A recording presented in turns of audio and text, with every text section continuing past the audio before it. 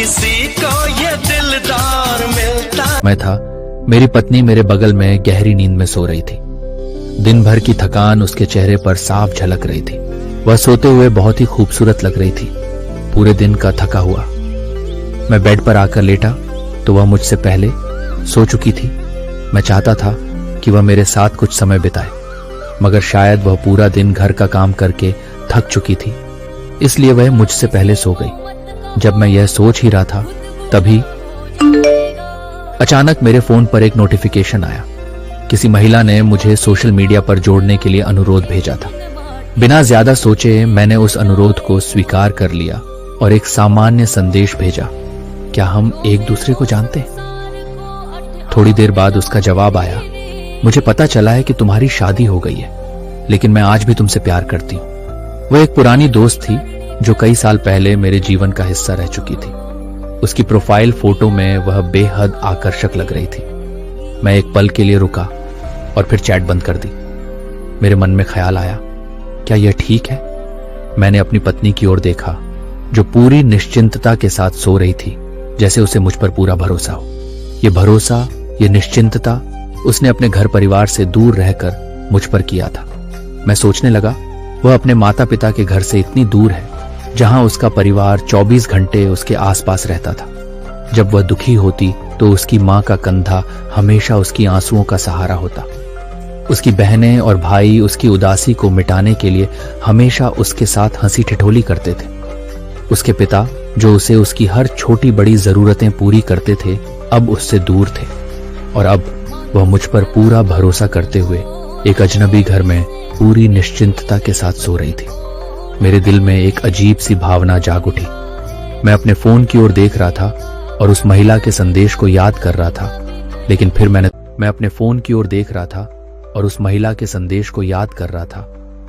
मैंने तुरंत फोन उठाया और ब्लॉक बटन दबा दिया। मैंने खुद से कहा, मैं एक इंसान हूं, कोई बच्चा नहीं। पत्नी से वफादारी की शपथ ली है और मैं उसे निभाऊंगा। मैं कभी ऐसा कुछ नहीं करूंगा जो उसे धोखा दे या हमारे परिवार को तोड़े। मैं फिर अपनी पत्नी की ओर मुड़ा, उसे देखा और उसकी बगल में लेट गया। मुझे एक अद्भुत शांति महसूस हुई क्योंकि मैंने सही फैसला लिया था। मैंने अपने भीतर उस व्यक्ति को खोज लिया था जो न सिर्फ एक अच्छा पति है बल्कि एक मजबूत इंसान भी है, जो अपने रिश्ते और वफादारी की कीमत जानता है। अब मैं जानता था कि जीवन में असली प्यार और वफादारी क्या होती है और मैं हमेशा इसे बनाए रखने के लिए संघर्ष करूंगा। सब कहते हैं कि बीवी केवल तकलीफ देती है। कभी किसी ने यह नहीं कहा कि तकलीफ में हमारा साथ भी सिर्फ वही देती है। जिंदगी में कुछ ना पा सकें तो क्या गम है, आप जैसा हमसफर पाया, ये क्या कम है। हिस्सा रह चुकी थी। उसकी प्रोफाइल फोटो में वह बेहद आकर्षक लग रही थी। मैं एक पल के लिए रुका और फिर चैट बंद कर दी। मेरे मन में ख्याल आया, क्या यह ठीक है? मैंने अपनी पत्नी की ओर देखा जो पूरी निश्चिंतता के साथ सो रही थी, जैसे उसे मुझ पर पूरा भरोसा हो। यह भरोसा, यह निश्चिंतता उसने अपने घर परिवार से दूर रहकर मुझ पर किया था। मैं सोचने लगा, वह अपने माता पिता के घर से इतनी दूर है जहां उसका परिवार 24 घंटे उसके आसपास रहता था। जब वह दुखी होती तो उसकी मां का कंधा हमेशा उसकी आंसुओं का सहारा होता। उसकी बहनें और भाई उसकी उदासी को मिटाने के लिए हमेशा उसके साथ हंसी ठिठोली करते थे। उसके पिता जो उसे उसकी हर छोटी बड़ी जरूरतें पूरी करते थे, अब उससे दूर थे और अब वह मुझ पर पूरा भरोसा करते हुए एक अजनबी घर में पूरी निश्चिंतता के साथ सो रही थी।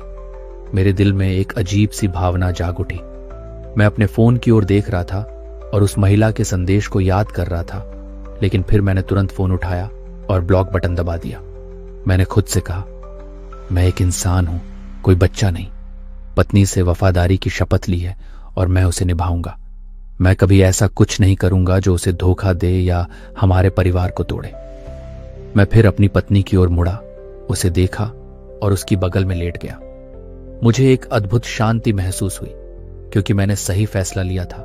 मैंने अपने भीतर उस व्यक्ति को खोज लिया था जो न सिर्फ एक अच्छा पति है बल्कि एक मजबूत इंसान भी है, जो अपने रिश्ते और वफादारी की कीमत जानता है।